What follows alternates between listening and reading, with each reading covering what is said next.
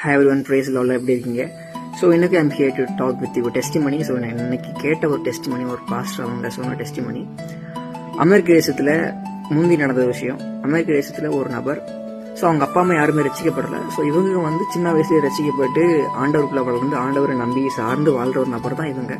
நல்லா படிக்கிறாங்க, படித்து முடிச்சு வேலைக்கு ட்ரை பண்ணுறாங்க. ஸோ மெனி இன்ட்ரெஸ்ட் ட்ரை பண்ணி எதுவுமே வாய்க்கலை. ஸோ ஆனாலுமே மனம் தளராமல் சொல்கிறாங்க, ஆண்டவரே நீங்கள் திறக்கிற வாசல் எனக்கு போதும் அப்படின்னு அவரும் ட்ரை பண்ணுறாரு. அப்படியாக மண்டே ஒரு நாள் அவங்களுக்கு இன்டர்வியூ கூப்பிடுறாங்க. ஸோ இவருக்கு ஒரு கால் லெட்டர் வருது, மண்டே நீங்கள் இன்டர்வியூ அட்டன் பண்ணணும் அப்படின்னு. ஸோ இவங்களும் அதன் பேரில் சண்டே சர்ச்சில் போய் விசுவாசத்தோடு ஆண்டவர் நாளைக்கு நான் ஒரு இன்டர்வியூ போகிறேன், ஸோ அதுக்காக எல்லாரும் ஜெபிக்க வேண்டும் அப்படின்னு சொல்லிட்டு இவங்க இன்டர்வியூக்கு அடுத்த நாள் தயாராகி போகிறாங்க. போகிற வழியில் ரயில்வே ஸ்டேஷனுக்கு போகணும். ஸோ கேப் புக் பண்ணிட்டு போகும்போது பயங்கரமான மழை. ஸோ இப்போ வேலை கிடைக்காதுன்னு சொல்லும்போது எல்லாருமே குடும்பத்தில் உள்ளவங்க, ஃபேமிலி, அப்பா அம்மா எல்லாருமே ரொம்பவே கீழே பார்ப்பாங்கல்ல. ஸோ அதே போல் இவர் ரொம்ப ட்ரை பண்ண போகிற எல்லாருமே வேலை கிடைக்கல, நீ ஆண்டவரே பிடிச்சிட்டு இருந்த, ஆண்டவனை கைவிட்டார் அப்படின்னு நிறைய பேர் பேச ஆரம்பிச்சிட்டாங்க. ஆனாலுமே ஒரு மனத்தளராமல் ஆண்டவரே நீங்கள் திறக்கிற வாசல் எனக்கு போதும் அப்படின்னு அந்த கேப்ல அன்னைக்கு மண்டே நடக்கிற இன்டர்வியூக்கு அவர் கிளம்பி போகிறாரு. போகிற வழியில் பயங்கரமான மழை, காற்று மழையுமாக கேப் போயிட்டு இருந்த சமயத்தில் ஒரு மரம் அப்படி உடஞ்சி விழுந்ததில் அப்புறம் கேப் டிரைவர் சொன்னார், இதுக்கு மேலே வண்டி போகாது சார், நீங்கள் நடந்து தான் போகணும். அப்போ இவரும் என்னடா இப்படி ஆயிடுச்சு அப்படின்னு இருக்கும்போது அந்த ஸ்டேஷனில் இவர் போக வேண்டிய இடத்துக்குள்ள ட்ரெயின், காலையில் ஒரு ட்ரெயின், அப்போ மத்தியானம் ஒரு ட்ரெயின். ஸோ அந்த 2 ட்ரெயின் தான். ஸோ இவருக்கு கால் என்ட்ரி போகணும். ஸோ இவர் அந்த காலை ட்ரெயின் பிடிக்கிறதுக்காக அந்த கேப் புக் பண்ணி போயிட்டு இருக்கும்போது மழைனால இந்த மரம் உடஞ்சி விழுந்து, ஸோ கேப் டிரைவர் சொல்லிட்டாரு, நீங்கள் நடந்து தான் போகணும், இனிமேல் கேப் போகாது சார் அப்படின்னு. ஸோ இவரும் சரி டைம் ஆகிட்டே இருக்கு. ஸோ இவரும் நடந்து அந்த ஸ்டேஷனுக்கு போயிட்டாரு. போன போகிற பார்த்தா இவர் போக வேண்டிய ட்ரெயின் போயிருச்சு. அப்போ இவர் போக வேண்டிய ட்ரெயின் போனோன்னா இவருக்கு ரொம்பவே சோர்ந்துட்டாரு. சரி நான் இவ்வளோ நாள் கிடைக்காத இன்டர்வியூ நமக்கு இன்னைக்கு கிடைச்சிது, ஸோ அதனால அதுமே போயிருச்சு அப்படின்னு.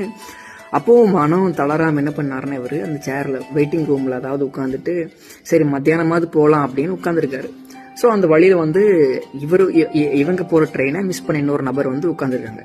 ஸோ இவங்க 2 பேர் பேச ஆரம்பிக்கிறாங்க. பேசி இவர் பேச அந்த பழக்கத்திலேயே அவர் என்ன ஆரம்பிச்சாருன்னா இவருடைய ரட்சிப்பு அனுபவம், இவர் எப்படி ரசிக்கப்பட்டார், ஆண்டவர் எப்படி இவங்க தொட்டாங்க, இவங்களோட ஆவிக்குரிய ஒவ்வொரு காரியத்தை ஷேர் பண்றாரு. இவரு ஷேர் பண்ண அவருக்கு ரொம்ப ஆச்சரியம், என்ன இப்படி ஒரு ஆண்டவர் இருக்கிறாரா அப்படின்னு. அவர் இவர் ரொம்பவே இம்ப்ரெஸ் ஆயிட்டார். இவருடைய வார்த்தையெல்லாம் கேட்டு ரொம்பவே சந்தோஷமா 2 பேரும் பேசிட்டு இருக்கும் போதே மத்தியான நேரம் வந்துருச்சு. ஸோ அந்த நம்ம சமயத்திலையும் அந்த அடுத்த ட்ரெயின்ல ஏறி 2 பேரும் ஒரே ஸ்டேஷன் இறங்குறாங்க. இறங்கின அப்புறம் ஸோ அவர் சொல்ற, ஐயோ சார் நான் உங்க நேம் கேட்க மறந்துட்டேனே, உங்க நேம் என்ன அப்படின்னு கேட்கும்போது இவரோட பேரை சொல்றாரு. சொன்ன உடனே அவர் இன்டர்வியூக்கு போறேன், நான் காலையிலே போக வேண்டியது, நான் ட்ரெயினை மிஸ் பண்ணனால அந்த மத்தியான ட்ரெயினுக்கு போறேன், என்ன பேச போறேன்னு தெரியல அப்படின்னு இவர் சொல்றாரு யார்கிட்ட, அந்த நபர்கிட்ட. ஸோ அந்த நம்பர் சொல்றாரு, எந்த இன்டர்வியூ போறீங்க, எந்த கம்பெனிக்கு போறீங்க அப்படின்னு சொன்னபோது அந்த பேரை சொல்லும்போது அவர் சொல்றாரு, அந்த கம்பெனியோட மேனேஜரே நான் தான் அப்படின்னு சொல்லும்போது இவர் அப்படியே ஷாக் ஆகிட்டாரு. இவர் என்ன சொல்றாருன்னா, நான் காலையில் ஒரு ஆளை வர சொன்னேன் இன்டர்வியூக்கு, நான் மார்னிங் ஃபர்ஸ்ட் ட்ரெயினில் வர சொன்னேன், ஸோ அவர் எனக்கு வேண்டி வெயிட் பண்ணிட்டு இருப்பாரு, நான் இப்போ மத்தியானம் போறேன், அவர் என்ன நினைச்சிருப்பாரோ அப்படின்னு தெரியல. இவர் சொல்றாங்க. இவங்க என்ன சொல்றாங்கன்னா, நான் இன்டர்வியூக்கு மத்தியானம் போறேன், காலை ட்ரெயினை மிஸ் பண்ணிட்டேன். ஸோ இப்போ இவர் சொல்றாரு, நான் தான் அந்த கம்பெனியோட மேனேஜர் அப்படின்னு. ஸோ இவருக்கு கையும் ஓடல காலும் ஓடல.